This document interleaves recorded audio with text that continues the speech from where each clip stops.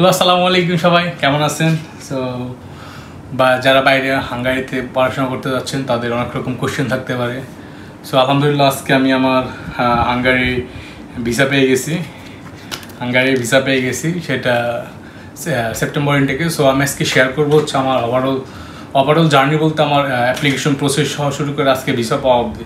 দেন আপনাদের কোনো কোশ্চেন থাকলে এই ভিডিওর কমেন্ট বক্সে কমেন্ট করবেন, দেন আমি আপনাদের কোশ্চেনগুলো নিয়ে আনসার দেওয়ার চেষ্টা করবো। সো আজকে আমি বলি আমার জার্নিটা শুরু হয়েছিল 25 সালে ফেব্রুয়ারিতে। সো ফেব্রুয়ারিতে আমি হচ্ছে অ্যাপ্লাই করি 10 থেকে 15 তারিখে অ্যাপ্লাই করি ইউনিভার্সিটি অফ ঘিওরে মাস্টার্স প্রোগ্রামে।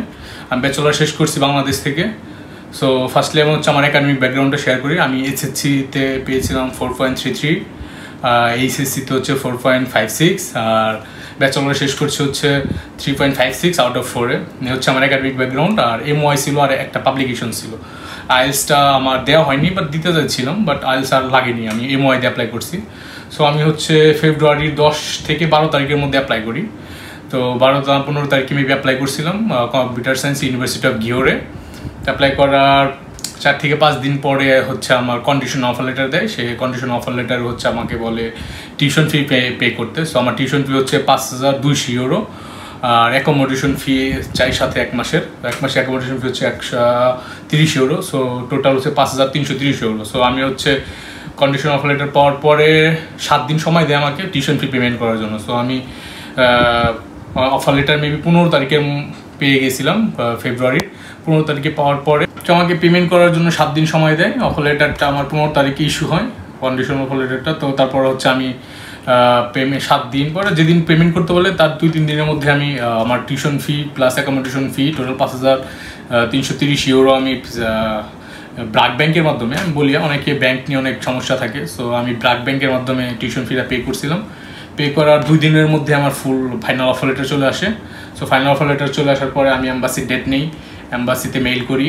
এম্বাসি আমাকে ডেট দেওয়া হচ্ছে জুন মাসের 4 তারিখে। জুন মাসের 4 তারিখে হচ্ছে আমার ফাইল সাবমিশন ডেট হয়। তো এর মধ্যে আমার যা যা ডকুমেন্টস রেডি করার সেই ডকুমেন্টসগুলো আমি রেডি করি। অন্য একটা ভিডিওতে আমি বলবো আপনাদের কী কী ডকুমেন্টস লাগে, কী কী ডকুমেন্টস রেডি করবেন, কোথা থেকে নেবেন, সব কিছু আমি ইন ডিটেলসে ওই ভিডিওতে বলবো। আমি এই ভিডিওতে যা শুধু এইটুকু বলি, তাহলে ভিডিওটা অনেক বড় হয়ে যাবে।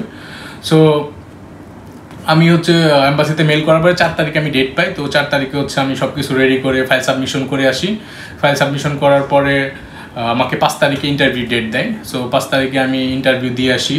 সো ইন্টারভিউতে কী কী কোশ্চেন ছিল ওইটা আমি কমেন্ট বক্সে পিন করে দিয়ে দিব, আপনারা ওখান থেকে দেখে নেবেন। আর কোনো কোশ্চেন থাকলে আমাকে কমেন্টও করবেন, আমি আর একটা ভিডিও বানিয়ে আপনাদের সব কমেন্ট। সো ইন্টারভিউ দিয়ে এসে আমি ওয়েট করতে থাকি কবে পাসপোর্ট কালেকশন করব। তো এর মধ্যে দেখি অনেকের পাসপোর্টের কল চলে আসে। সো কালেকশনের কল চলে আসে, এখন দেখি সবই রিজেক্ট খাচ্ছে। আমি খুবই হতাশ হয়ে গেছিলাম, কিন্তু শুরু থেকে আমি কনফিডেন্স ছিলাম। আমার সব একাডেমিক ব্যাকগ্রাউন্ড এভরিথিং সব কিছু মিলিয়ে আমার ইন্টারভিউ খুব ভালো হয়েছিল। তো এর মধ্যে দেখি প্রথম দিন যারা পাসপোর্ট কালেক্ট করছে তাদের 24 জনের রিজেক্ট, এরপর সবাই দেখি রিজেক্ট আর রিজেক্ট। সো ভয় কাজ করতেছিল অনেক। তো এভাবে দিন পার হয়ে যাচ্ছিল। তো হঠাৎ করে আমারও SMS চলে আসলো পাসপোর্ট কালেকশনের। সো মেলটা আসলো হচ্ছে সকাল 9:53 আমার মনে আছে। সেটা হচ্ছে 26 জুন, মানে হচ্ছে গতকালকে। আজকে হচ্ছে 27 জুন, আমি ভিডিওটা এখন তৈরি করছি, এটা আজকে 27 জুন শুক্রবার। আমার আছে বৃহস্পতিবার 9টা সকাল। সো আমার পাসপোর্ট কালেকশন করার জন্য SMS আসে, বাট আমি হচ্ছে কুরিয়ারে আমার পাসপোর্টটা ওরা পাঠাই। তো এই জন্য আমি বৃহস্পতিবার কালেক্ট করতে পারি না, কারণ ওরা কুরিয়ারে সেন্ড করছে দেখে কল করতে পারি না। তো কুরিয়ার আমাকে আর বৃহস্পতিবার কল দেয় না। আমার তো খাওয়া নেওয়া সব বন্ধ হয়ে গেছিলো, সবার রিজেকশন। আমার কী হবে, টেনশনে ঘুম আসতেছিল না, খাইতে পারতেছিলাম না। তারপর আল্লাহর উপরে একটা ভরসা ছিল, কারণ আল্লাহর উপরে ভরসা থাকলে আল্লাহ কখনো তাকে হতাশ করে না। সো আলহামদুলিল্লাহ, তারপর আজকে আমি ভিসা পেয়েছি। সো পাসপোর্ট কালেকশনের জন্য তো আমাকে কল করা হচ্ছে ওরা শুক্রবার 11টার দিকে। আমাকে আরামেক্স কুরিয়ার সার্ভিস থেকে ফোন করে যে আমার পাসপোর্টটা ওদের কাছে আছে, ওরা কালেকশন করতে বলতেছে। সো আমি দেরি না করে আমি উল্টা ওদের অফিসে গেলাম। ওদের অফিসটা ছিল উত্তর 1 নম্বর সেক্টরে। সো ওখানে গিয়ে আমার পাসপোর্টটা কালেক্ট করলাম। পাসপোর্ট কালেক্ট করে আমি সাথে সাথে পাসপোর্ট খুলে দেখি আলহামদুলিল্লাহ আমার ভিসাটা হয়ে গেছে। সো এই হলো আমার ডেডলাইনটা আজকের ভিডিও এই পর্যন্তই।